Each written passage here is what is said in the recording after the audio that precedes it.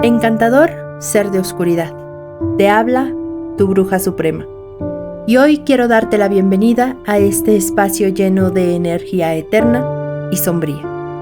Recuerda que antes de saber qué era el miedo o que la oscuridad fuera pecado, había personas que tenían otras creencias y las enviaron a la hoguera por eso. Llamaron demonios a ideas y deidades antiguas y cambiaron el lado a lo que más les convenía. ¿Estás listo para cuestionar? Yo soy Gabriela Wilhelmi y esto es La Daga Bajo la Luna. Comenzamos.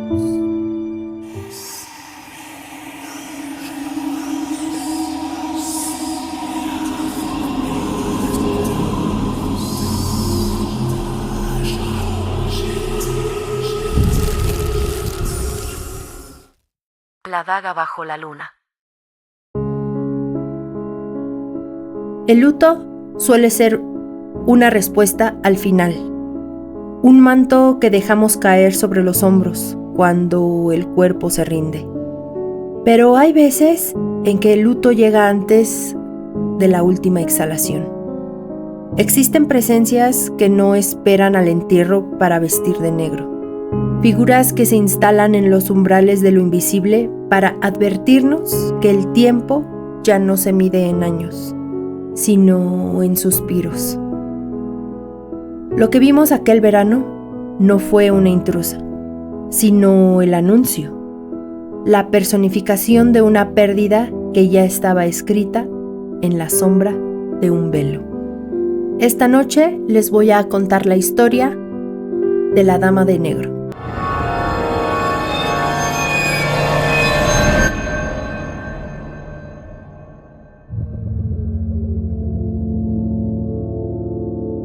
El verano suele ser sinónimo de vida, de luz y de ruido.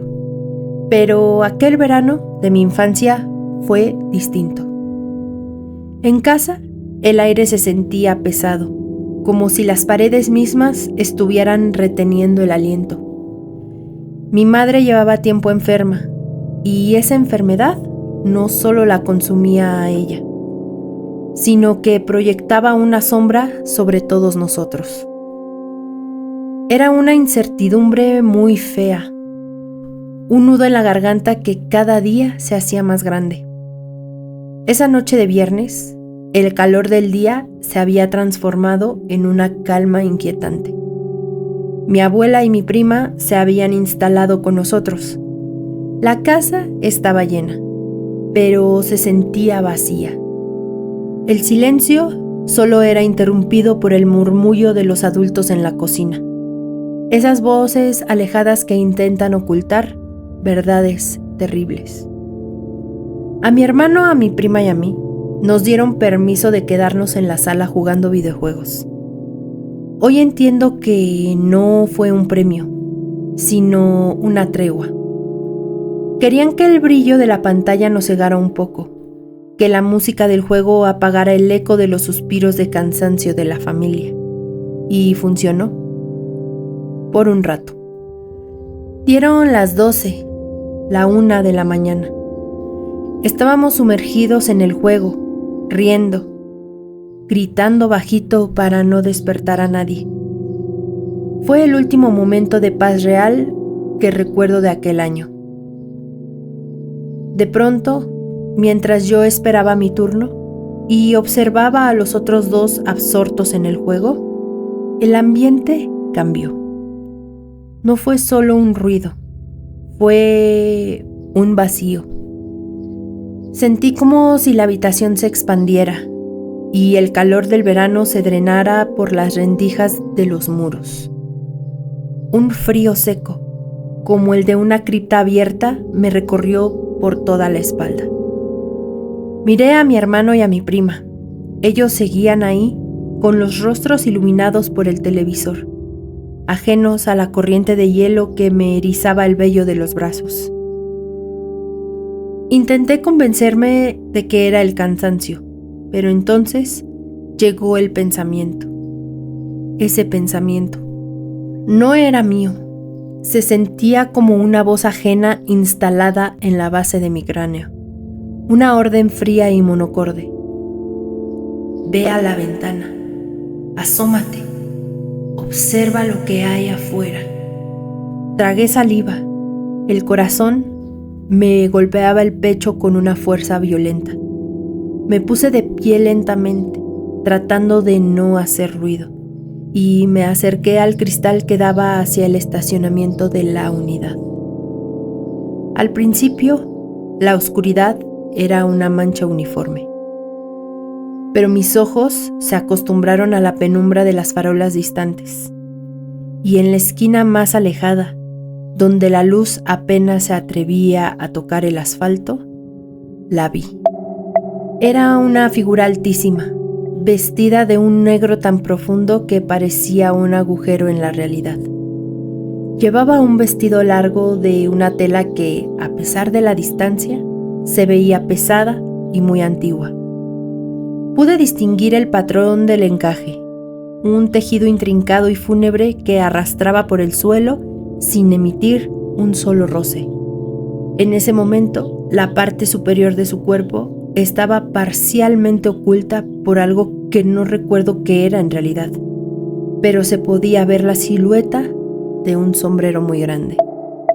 Me agaché de golpe, aterrorizada. No entendía qué era eso que acababa de ver.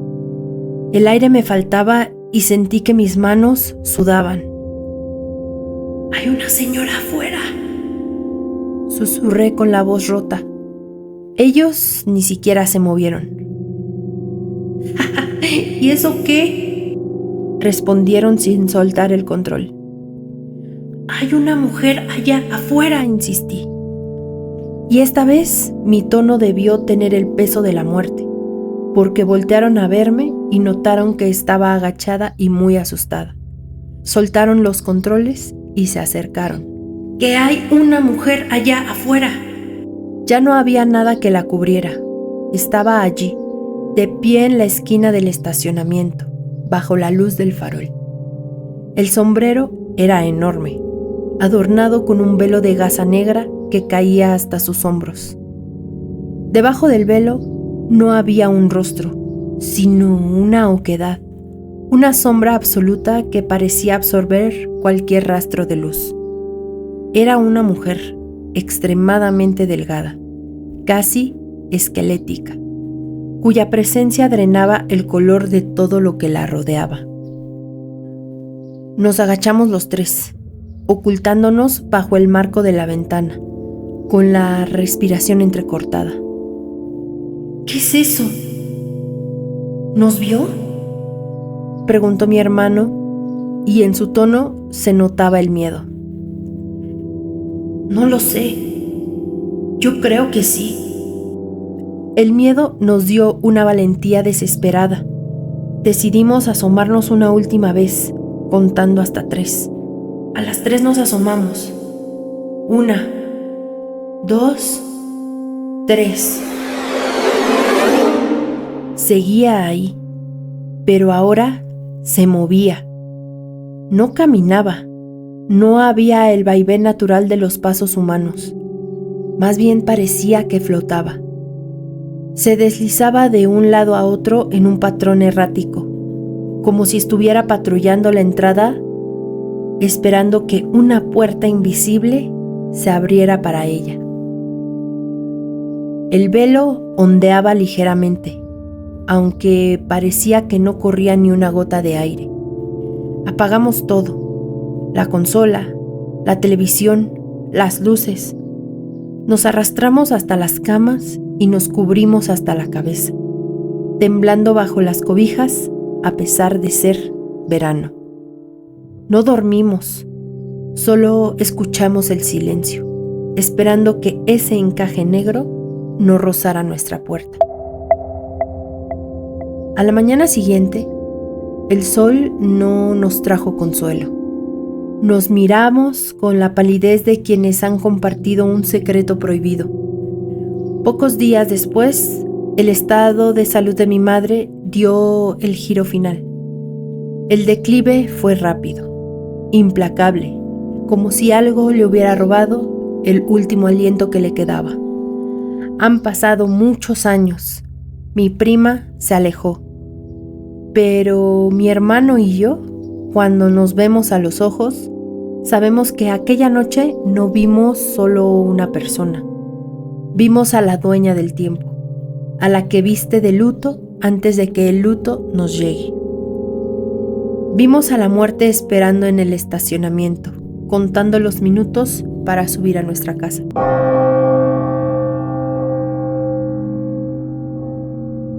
La daga bajo la luna. ¿Cómo ves, producer? ¿Qué te pareció esta historia? Buenas noches. Buenas noches. Pues muy lúgubre. Sí.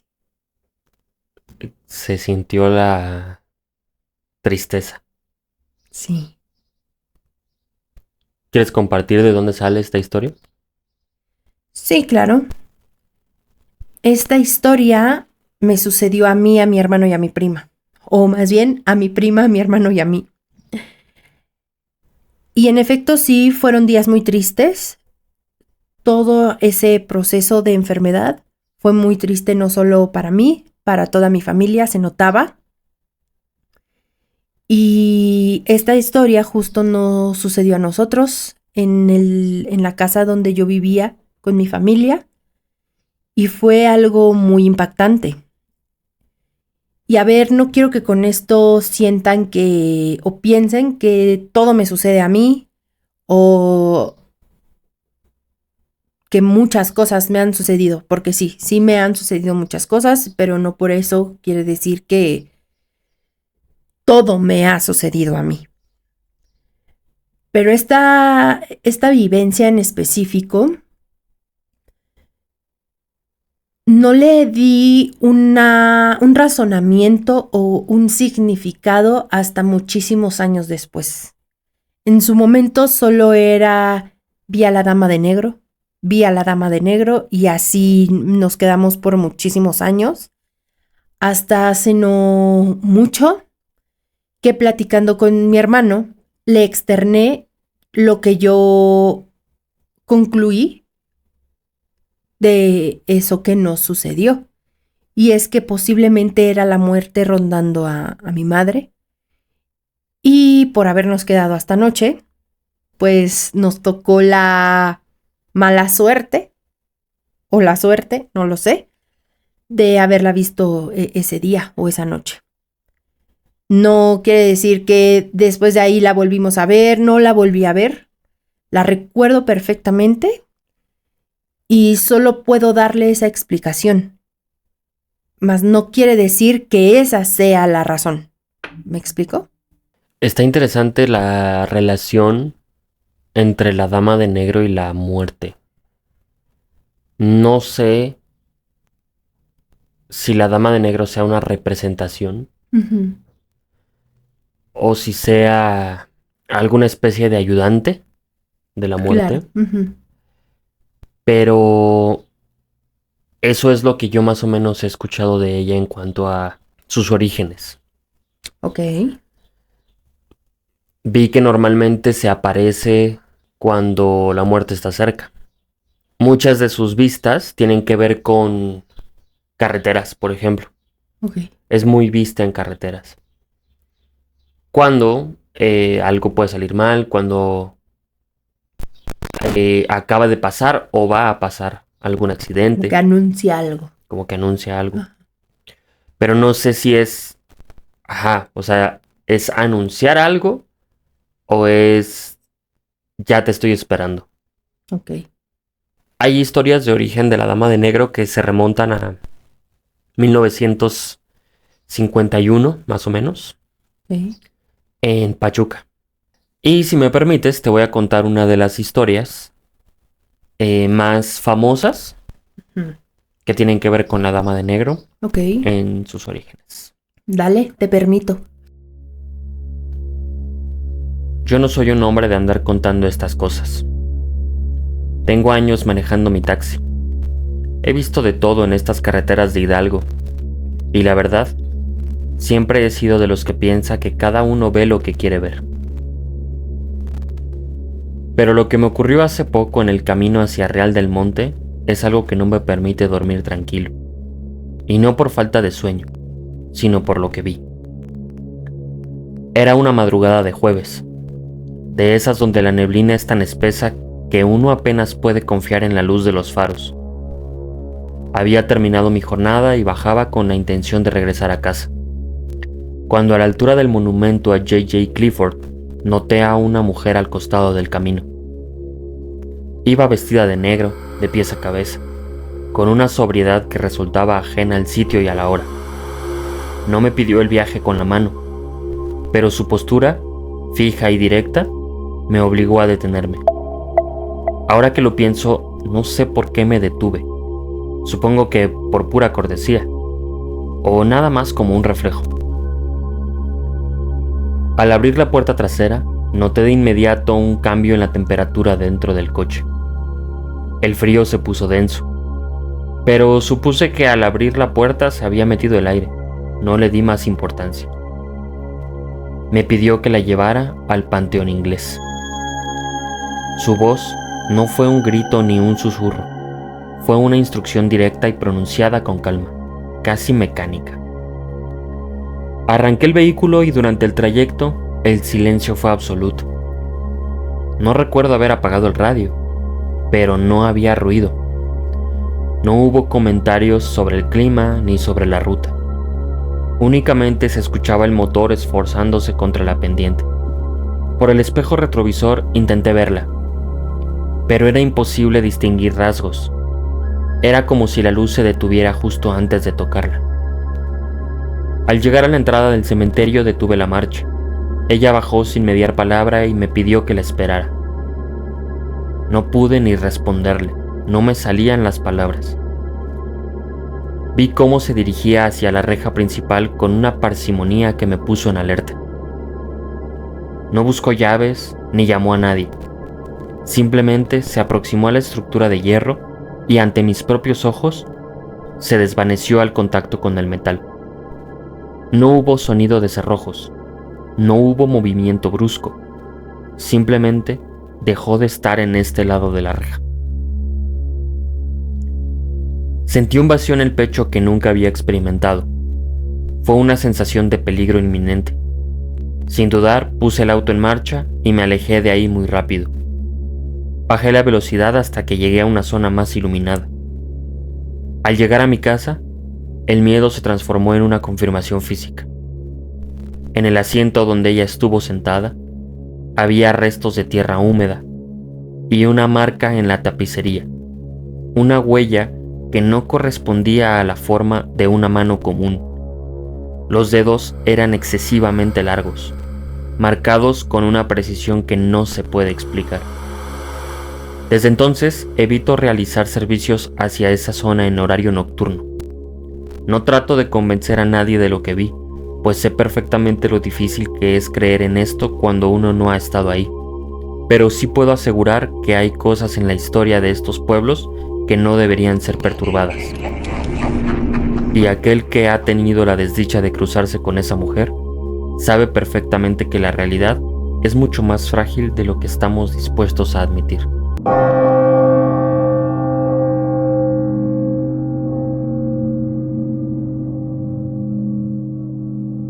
O sea, ¿esta es también como la leyenda de Real del Monte o es como el origen de la dama? No sé si el origen, pero es como de las primeras leyendas famosas que tienen que ver con la Dama de Negro.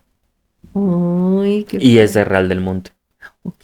Es como un caso conocido. De los años 50. Sí.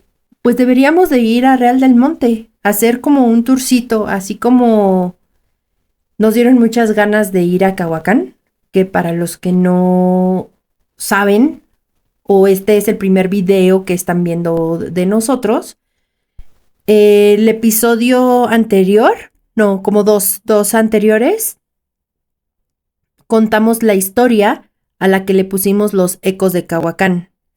Y es una historia que nos mandó una seguidora de TikTok contándonos sus vivencias, sus anécdotas o lo que le sucedió cuando ella vivió en este pueblo. Y nos dieron muchas ganas de ir a visitar el pueblo, que de hecho, no sé si sepas, pero nos comentó en el video de YouTube y nos puso que sí hay panteón y que nos recomienda mucho ir a acampar al bosque, porque sí o sí ahí vas a ver algo. O sea, tan cañón está el pueblito. Ok. Y la verdad es que sí me da mucha curiosidad ir ahí. Hay que investigar qué tal está la delincuencia, porque muchas veces dan más miedo los vivos que los vivos que los muertos. Y podríamos hacer como un tourcito, ¿no? O sea, ir a Cahuacán y pasarnos, digo, no sé si esté cerca, pero también ir a Real del Monte, que hasta donde yo tengo entendido, hay un recorrido de noche en el panteón. Que seguramente es este panteón inglés. Seguramente es el panteón que mencionaste. Ajá.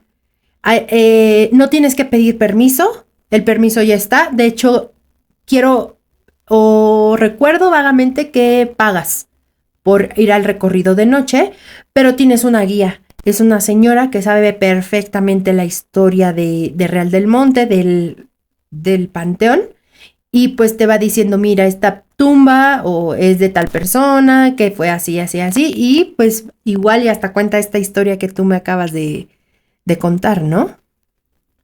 Sí, puede ser. Y es que hay varias. Por ejemplo, hay otra famosa de otro avistamiento y que coincide un poco, que es que una persona iba manejando también en la Ajá. carretera de Pachuca y su coche se le empieza a descomponer. Ok. Entonces, el motor se va apagando hasta que de plano se muere. La persona se orilla, ¿no? En la carretera. Y mientras está ahí tratando de encenderlo, por el retrovisor ve a lo lejos, sobre la misma carretera, a una dama de negro. Ok. Obviamente se asusta y le empieza a entrar prisa por encender de nuevo el coche. Y mientras esto sucede, la mujer va caminando hacia él. Ay, no, qué desesperación. Ajá. Él se sigue peleando con el motor, trata de darle marcha, mientras ella se acerca cada vez más. Y justo cuando la mujer llega a la parte trasera del coche, el hombre logra encenderlo Ok. y se va rápido. Cuando llega a su destino y baja del coche, se da cuenta que en la parte de la cajuela hay una huella. Y está esta misma marca de una mano Ujú. con los dedos muy largos. Casi como que había quemado la pintura del coche, pero como de frío. Ok. Y se describe la misma figura, ¿no? Como de los dedos esqueléticos. Oye, ¿y no crees que este tipo de marcas sea porque, pues de alguna manera te está marcando para algo? Que realmente no sabemos más de las historias. O sea, solo el avistamiento. Sí, Pero no sabemos si el señor del panteón que fue así, o él se murió o alguien de su familia. claro. Y de igual manera este señor, ¿no? Del coche. O sea, no sabemos más. Igual y pues sí, es la anunciante. Solo es como la ayudante. Claro. O pon tú, no lo sé, ahorita se me acaba de ocurrir. Es supongo que la muerte puede convertirse en muchas cosas. O puede hacerte creer que ves cosas. Y en ese momento, tanto a mi hermano, a mi prima y a mí, nos hizo verla como si fuera la dama de negro y a estas personas igual. O sea, es solamente una de sus... de una de las maneras en la que a ella le gusta que la vean. Y pues para que no pense, o sea, para que no sea tan impactante. ¿Qué digo?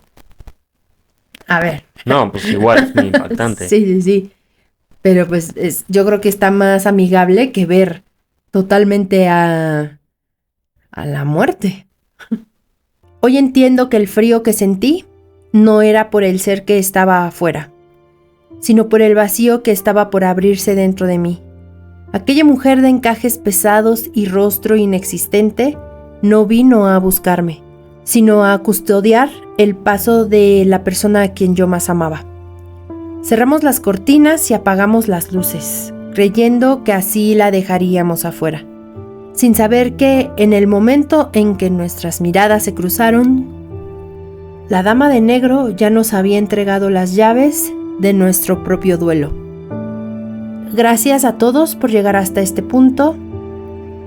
Si tienes alguna historia que te gustaría compartir con nosotros, no lo dudes y mándala al correo que es ladagabajolaluna@gmail.com, a nuestra página de Instagram o a nuestro perfil de TikTok.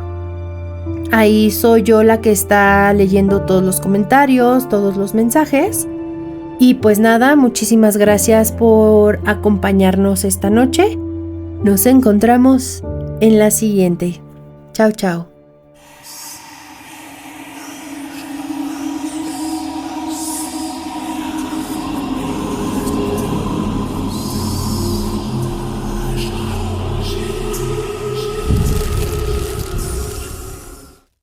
La daga bajo la luna.